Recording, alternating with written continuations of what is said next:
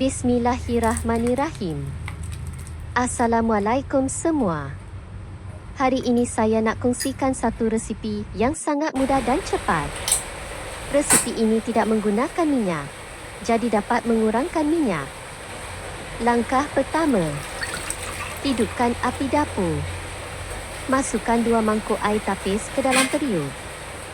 Masukkan juga bawang holland, cili padi, halia, kunyit, bawang putih, buah keras dan sebatang serai yang telah dititik, dan tidak lupa lengkuas. Tutup periuk dan tunggu hingga kuah mendidih. Langkah kedua, setelah kuah mendidih, buka penutup periuk dan masukkan labu manis yang telah dipotong dadu dan dicuci bersih. Masukkan garam secukup rasa, kemudian tutup periuk. Tunggu hingga labu empuk.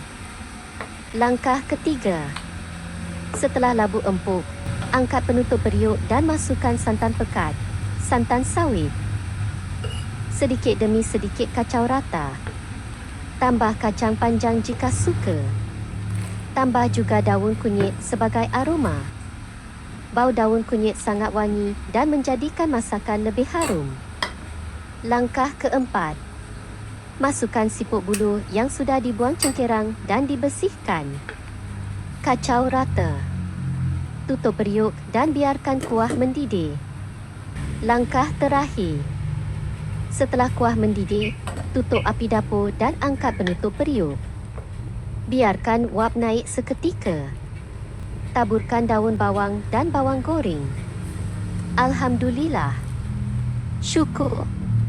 Selesai memasak lodeh labu manis dan kacang panjang.